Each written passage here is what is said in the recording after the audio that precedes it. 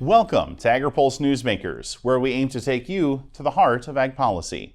I'm Spencer Chase. Our guest this week is Congressman Dan Newhouse.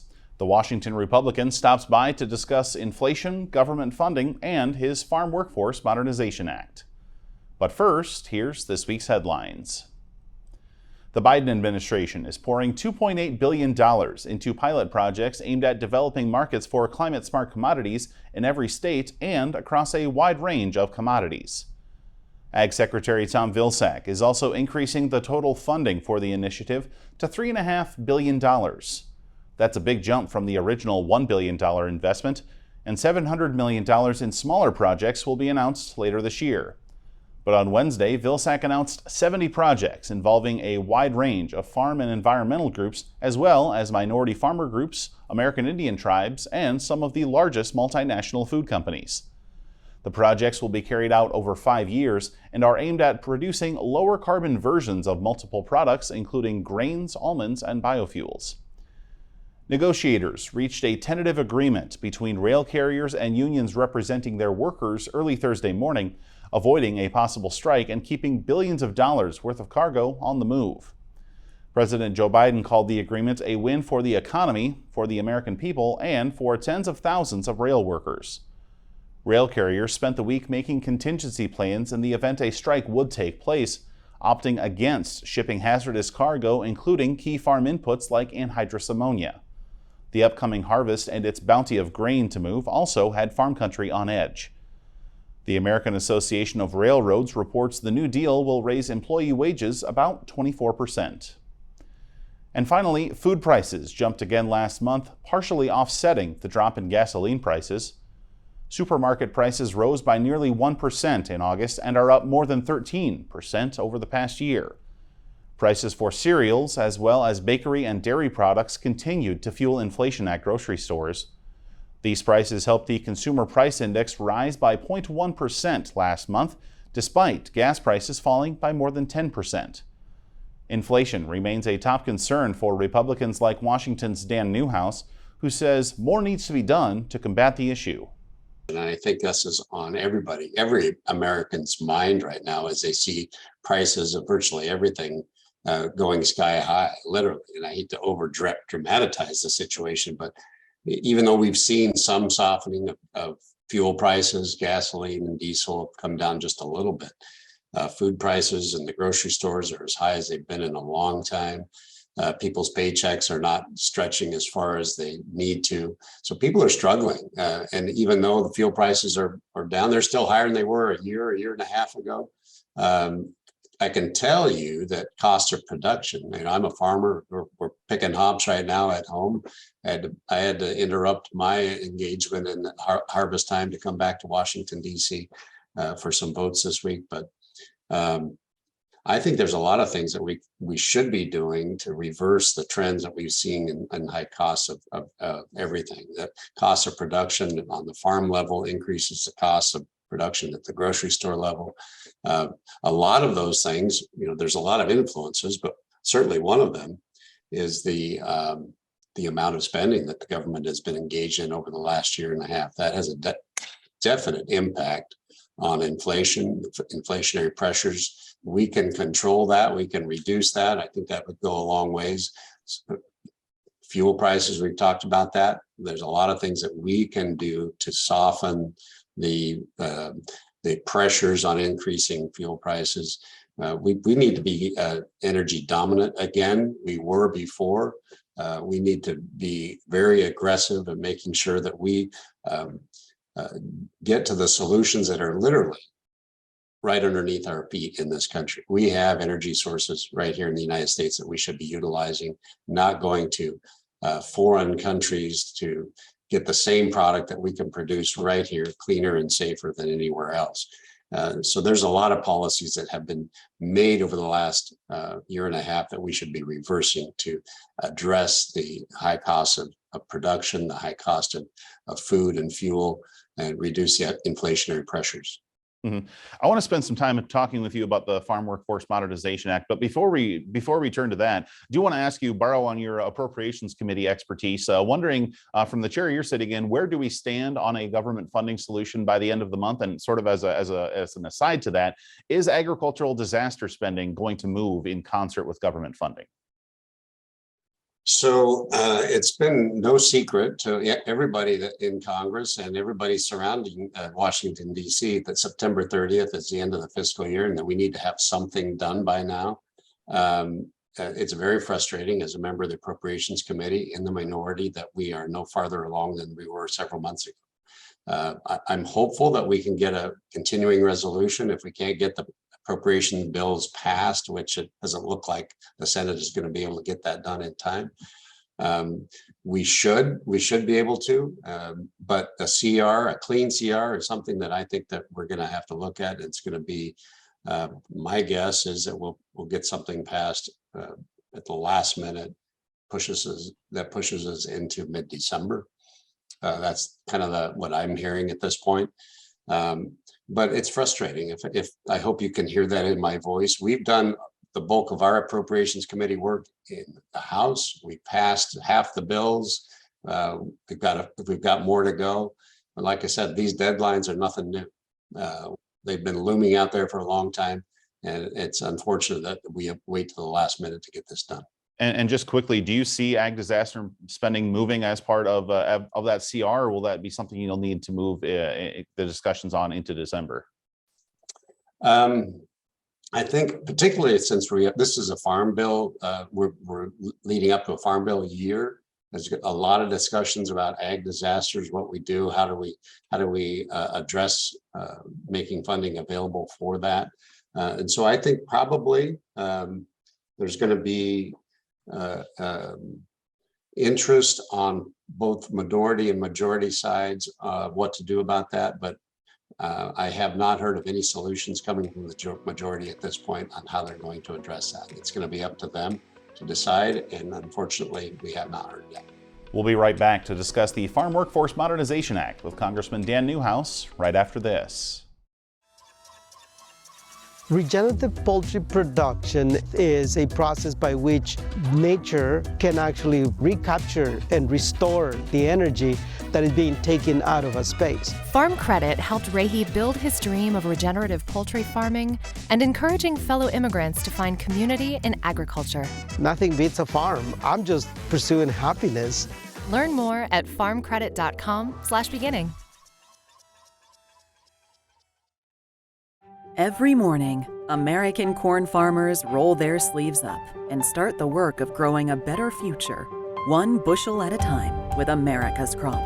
A better future made possible by their unmatched sustainability practices and the extraordinary benefits and uses of corn throughout the global economy. And the National Corn Growers Association proudly supports and advocates for all they do, year in and year out. Welcome back. Ag labor reform has been a top concern in farm policy for years, but the House of Representatives has taken up and passed twice now the Farm Workforce Modernization Act. Washington Republican Dan Newhouse was the lead Republican on the bill both times it cleared the chamber, and he says he'd like to see some progress on the issue. This is not an easy subject to deal with.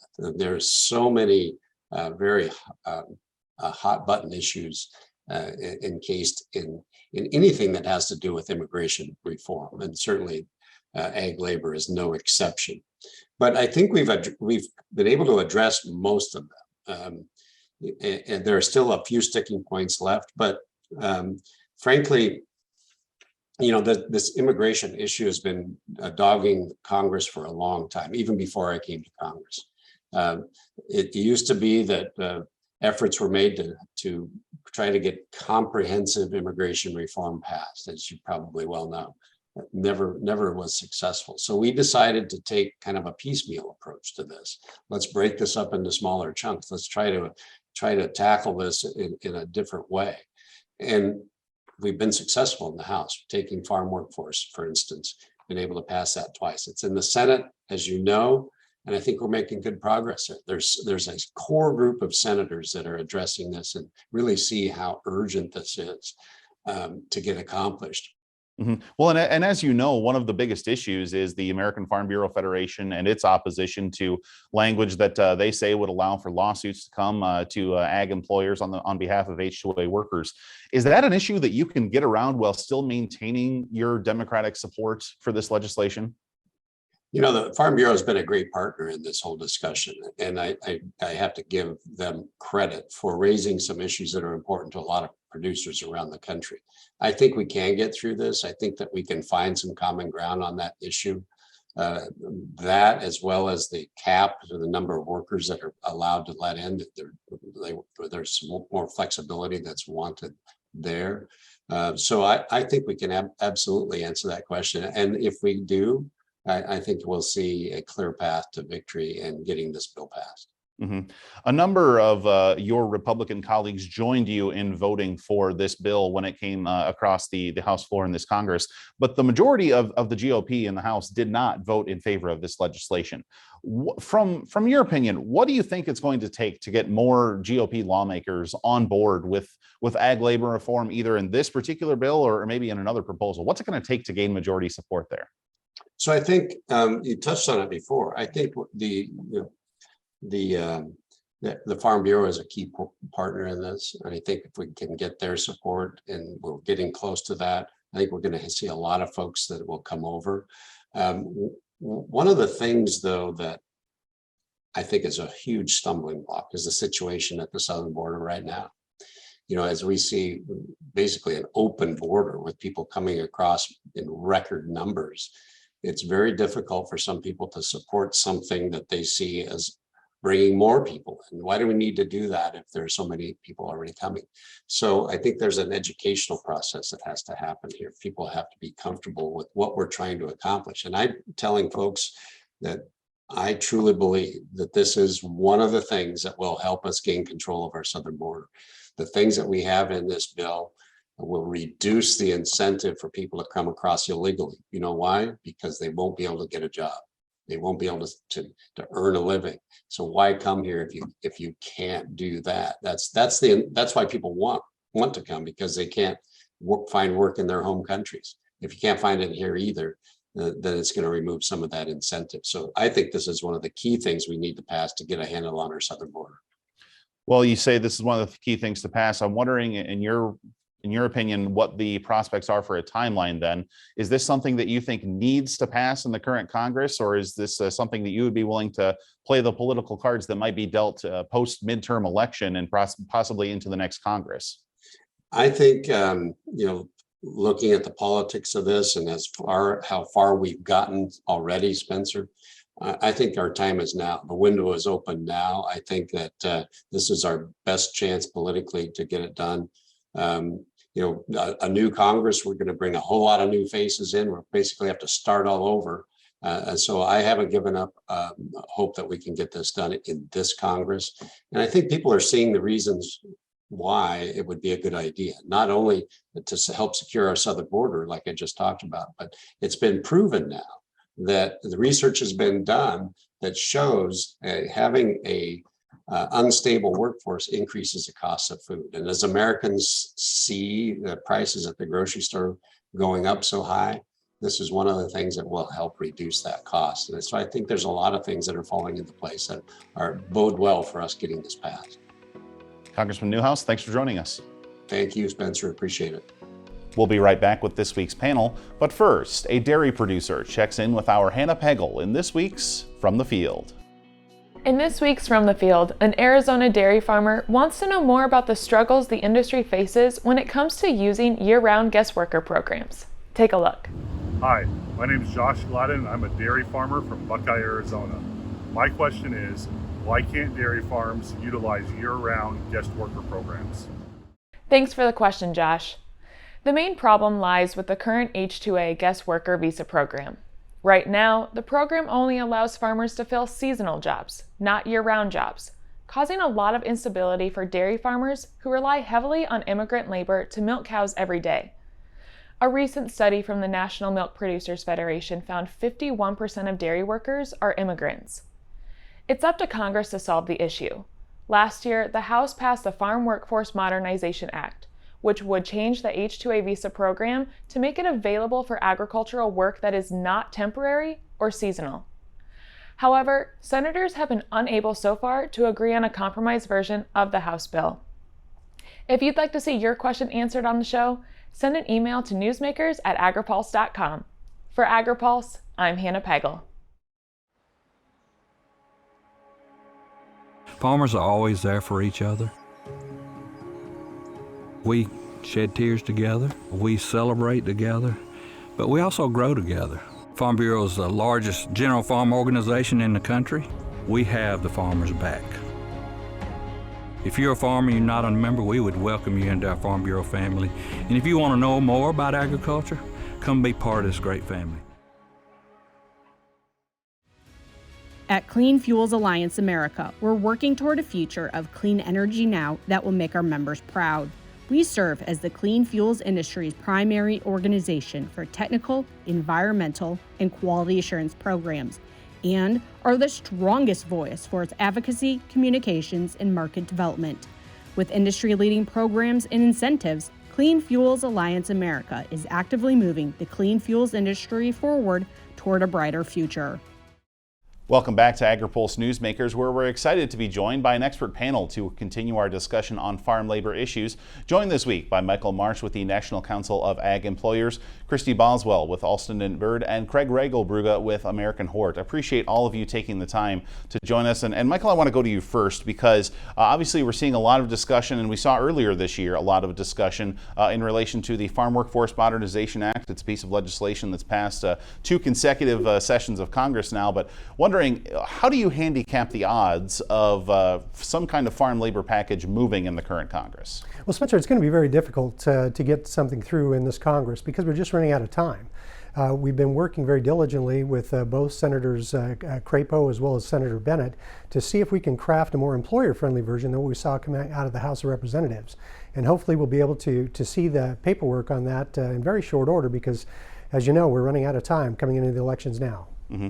Well, and Craig, I want you, I'm looking to hear kind of your perspective on this because obviously we're trying to figure out how to best, thread the needle between a lot of different competing interests, including the interests of your members. And so wondering, if you could just kind of break down for us, what would the reforms that are included in the Farm Workforce Modernization Act mean for members of AmericanHort? Yeah, so our members are engaged in production of very labor-intensive horticultural crops in greenhouses and nurseries, and labor is, labor and workforce employment costs are the single largest cost of production, and we just can't survive without access to a stable and reasonably affordable and productive workforce. Reforms in the bill, as we see it, would bring stability, would bring greater certainty to plan by. We have substantial increases in recent years in use of the H-2A program in the industry. And in some cases, even though the reforms don't go as far as we'd like, they would bring significant flexibility. They would bring much greater certainty to plan by. So we look at the landscape and it's a tale of two futures, one in which we can continue to innovate and thrive and produce here, and another which if we don't get reform done in the near future, where we're struggling, where we're losing economic opportunity, in many cases to foreign competitors as nearby as Canada. Mm-hmm. Well, and Kristi, bringing you into the fold here, because as you well know, and as our viewers are learning, one of the main issues that has arisen was a stipulation that the American Farm Bureau Federation had some concern that they were raising about provisions there that might allow for lawsuits to be filed against employers on the part of H-2A workers. Wondering, from a legal standpoint, what do you think that framework would look like if it were to be enacted? What would that mean for agricultural employers? Thank you for having me, Spencer. And it's a good question. I mean, this is one of the hot topics that is being negotiated in the Senate. I think it is a legitimate and real concern within H-2A users of any increased litigation. This entire discussion is about providing more stability to the sector and the labor market.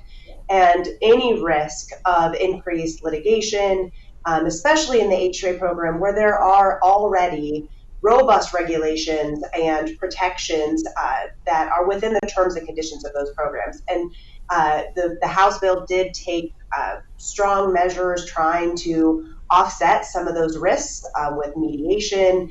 But I think there is still a very legitimate fear that H-2A employers, because of the nature of the program, because they're signing up for a government program, are already a little bit, they would say, targeted on some of the enforcement actions, just because they're putting their business out there, and any increase in that from a cost perspective is a strong concern, and something that I know the ag community and H2A users are advocating really strongly on, to try to limit that exposure and potentially even eliminate the extension of the Migrant Seasonal Worker Protection Act and the Farm Workforce Modernization Act. Well, and Kristi, what kind of legal action would we be talking about here? What kinds of lawsuits could potentially be filed? If we accept these concerns at face value, what kind of lawsuits are we talking about here? So currently, H-2A employers have to follow the rules and regulations of the H-2A program. There is the ability for workers to go to the Department of Labor and air their grievances through wage and hour. There's also wage and hour enforcement, where they go and do investigations on particular operations. And the Migrant Seasonal Worker Protection Act, which is an act that does apply to the migrant workforce around the country. But currently it does not apply to the H-2A program. And that act has additional requirements, some reporting requirements, some additional housing requirements, and it allows for litigation, a cause of action, to be filed in federal court directly rather than through those administrative channels. And like I said, that's a concern. Cost is a huge hurdle in the H-2A program, and there is concern that rather than providing additional protections for workers, which is the intent, I think that there's concern that this will actually just open the door to more frivolous litigation and increase legal costs for employers, even to get that knocked out through mediation or knocked out through a motion to dismiss. We'll be right back with more from our panel right after this.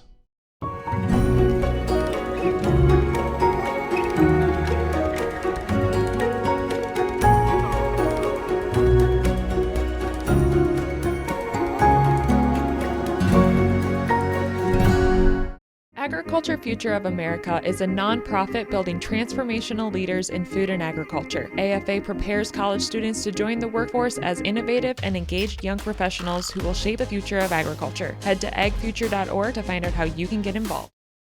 Welcome back. The COVID-19 pandemic had impacts across the world economy, including the American agricultural workforce. But as Craig Regelbrugge with AmericanHort points out, the impacts weren't entirely negative. First and foremost, in a very positive way, the pandemic shone a bright light on the essential nature of the workforce that sustains agriculture in this country and puts food on our tables. I think there's a growing sense in these tumultuous times globally, certainly including but not limited to the war in Ukraine, that food security is national security. And I think people are starting to realize that having a stable agricultural workforce is a key contributor to food stability, thereby national security, and frankly, food price stability as well. So we're hearing more and more about that in the news. We just finished an employment survey. We gathered a lot of data. We're beginning to go through them, but it's interesting to see employers made major investments and continue to ensure the health and well-being of the workforce. But I really think that the silver lining, the positive, is that the value of the work that's being performed by America's hardworking men and women who are employed in agriculture, I think it's appreciated and valued much more than it had been prior. Mm-hmm.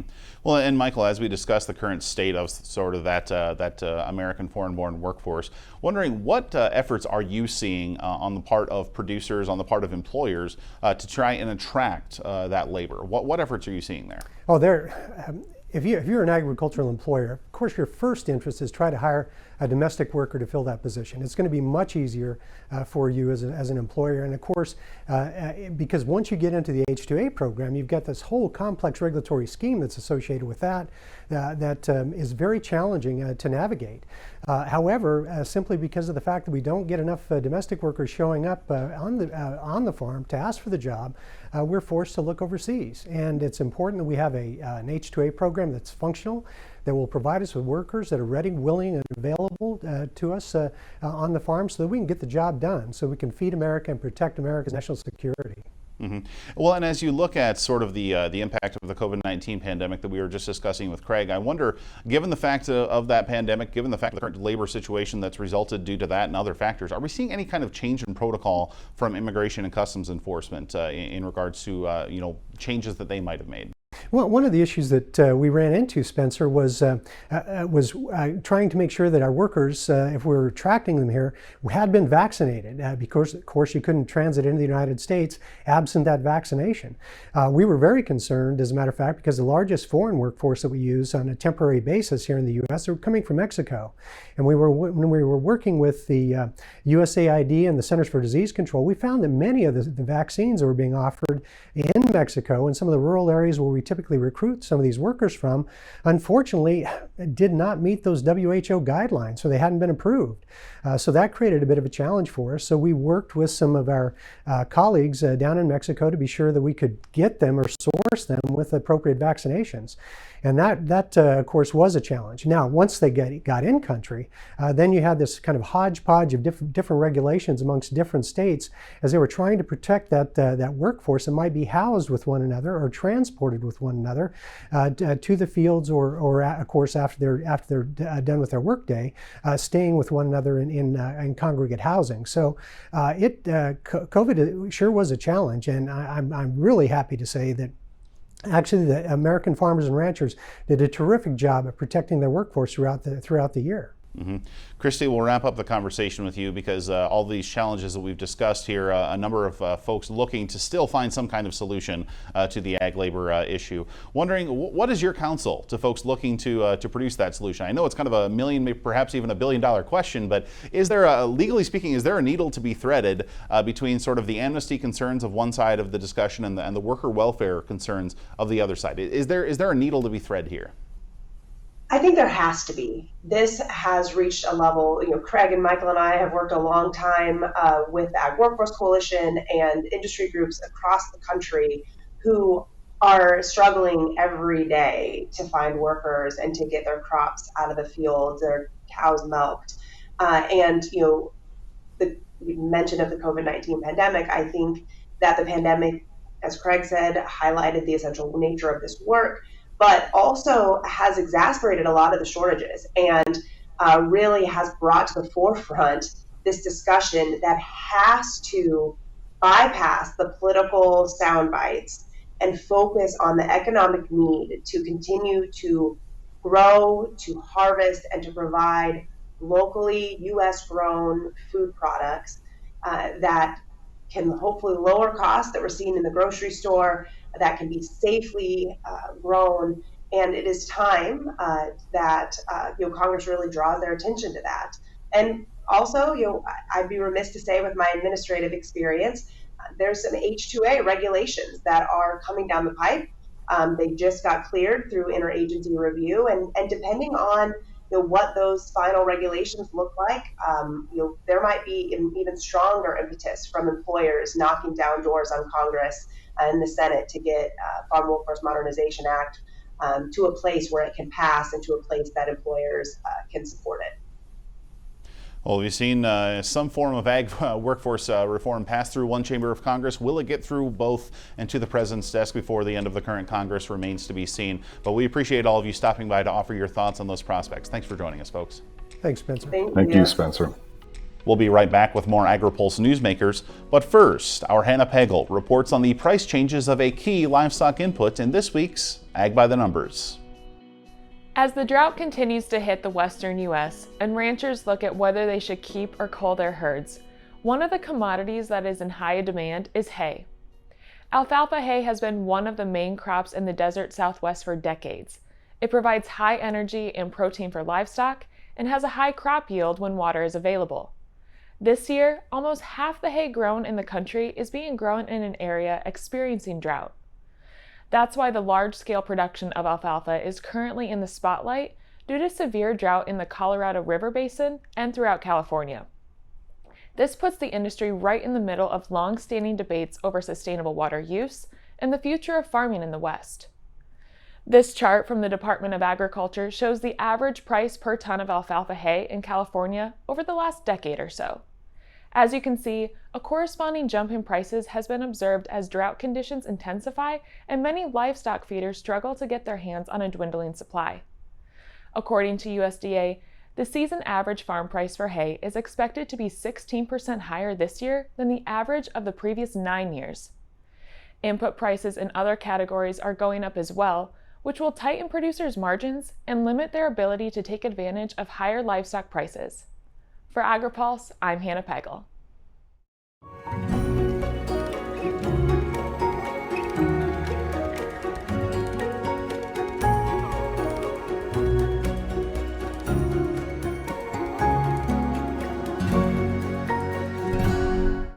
Did you know Agri-Pulse has all your favorite podcasts, including Open Mic, Newsmakers, and Drive Time?